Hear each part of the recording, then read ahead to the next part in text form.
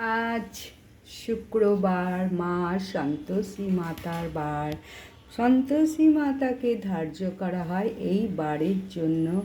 আবার ধনরাজ কুবেরেরও বার। ধনরাজ কুবেরকে আমি দেখো খুব সুন্দর করে অভিষেক করিয়ে অভিষেক করিয়ে পূজা পাঠ করলাম এবং ভোগ নিবেদন করলাম। ওহে হরি তোমায় করি নিবেদন, ভক্তি করে সেবা করো কাঙালির ধন ৩৩ কোটি ভগবান, এই মন্ত্র বলে অবশ্যই ঘন্টা বাজিয়ে তবেই ভোগ নিবেদন করতে হয়। যাই হোক, আজকে তোমাদের একটা কথা আমি জানাতে চাই, ঘন্টা পুজোর সময় কতবার বাজাবে। ঘন্টা দেখো মন্দিরে প্রবেশের মুখে তোমরা ঘন্টা বাজাতে পারো। আবার ঘন্টা যখন পুজো শুরু করবে, ধূপ দ্বীপ যখন জ্বালাবে তখনও ঘন্টা বাজাবে। এবার ঘন্টা কতবার বাজাবে কিছুক্ষণ বাজাতে পারো, এটার কোনো গুনতি নেই, কিন্তু কতবার দিনে পুজো করতে বসে বাজাতে হয়। তাহলে প্রথমেই বললাম, মন্দিরে প্রবেশ করার সময় যদি ঘন্টা বাইরে থাকে, দ্বার ঘন্টা অনেকেরই থাকে, সেই দ্বার ঘন্টা বাজিয়ে মন্দিরে প্রবেশ করো। কারণ সকলের দরজায় যেমন নক করে ঠাকুর ঘরে ঘরে প্রবেশ করতে হয়, সেরকম ঠাকুর ঘরেও নক করে ঘন্টা বাজিয়ে প্রবেশ করতে হয়।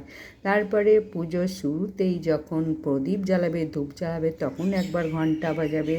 তারপরে যখন ভোগ দেবে, ভোগের সময় ঘন্টা না বাজালে কিন্তু ভোগ গ্রহণ করে না। গোপালকেই বলো, শ্রীকৃষ্ণ গোবিন্দ নারায়ণকেই বলো, জগন্নাথ সুভদ্রা বলরামকেই বলো, যাকেই বলো, গুরুদেবকেও বলো, ঘন্টা না বাজালে ভোগ গ্রহণ করে না। ঘন্টা বাজিয়ে মন্ত্র বলে ভোগটা নিবেদন করবে।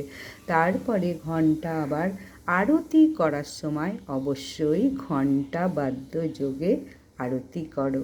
ঘন্টা তাহলে আবার সন্ধেবেলা যেমন প্রদীপ জ্বালাবার সময় ঘন্টা বাজাবে, মন্দিরে প্রবেশের সময় ঘন্টা বাজাবে।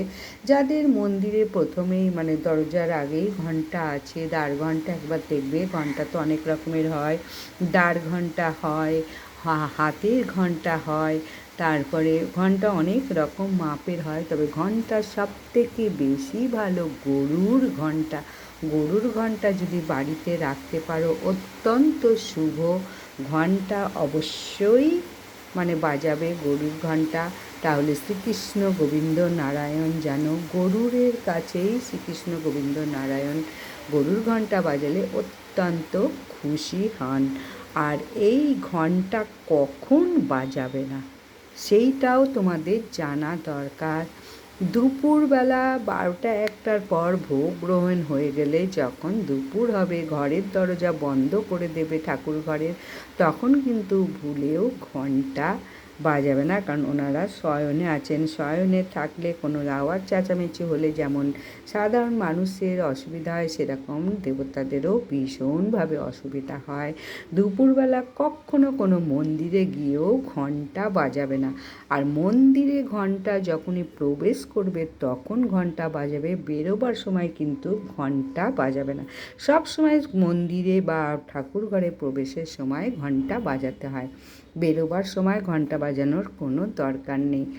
আর লক্ষ্মী দেবীর পুজোয় বৃহস্পতিবার ভুলেও কিন্তু ঘন্টা বাজাবে না। মা লক্ষ্মী দেবী ঘন্টার আওয়াজ বা কোনো বাদ্যযন্ত্রের আওয়াজ, কাঁসর, ঘন্টা, এসবের আওয়াজ মা লক্ষ্মী দেবী একদম পছন্দ করে না। তাহলে তোমাদের আজকে বললাম, ঘন্টা তো অনেক প্রকার হয়, ঘন্টা বেশি বড় নেবে না। ঘন্টা ঠিক 3-4 ইঞ্চি সাইজের ঘন্টা নেবে, হাতটা ধরবে, গরুরটা উপরে থাকবে ধরার মতো, এইটুকু সাইজের ঘন্টা নেবে। ঘন্টা বেশি বড় যেন না হয়।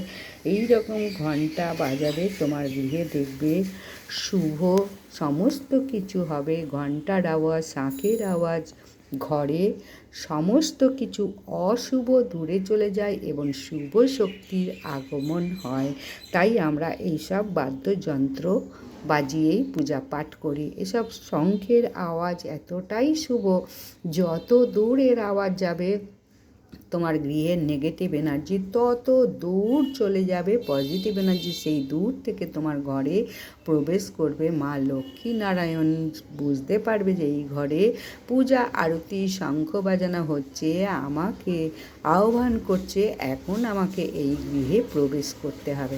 তাই এই সব বাজিয়ে অবশ্যই পুজো করো। এইসব বাজিয়ে যারা পুজো করে না তাদের পূজা পাঠটা কিন্তু ঠিক হয় না। তাই ঘন্টা কতবার বাজাবে, আবার ঘন্টা কখন বাজাবে না, ঘন্টা কত প্রকারের হয়, ঘন্টা কীরকম সাইজের নেওয়া উচিত, আর ঘন্টা কোন ধাতু নেওয়া উচিত।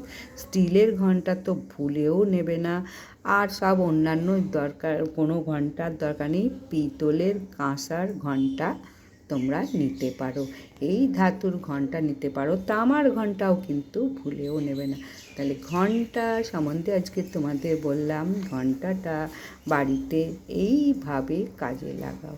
ভিডিওটা ভালো লাগলে লাইক সাবস্ক্রাইব শেয়ার করে দাও। নমস্কার, বিদায়।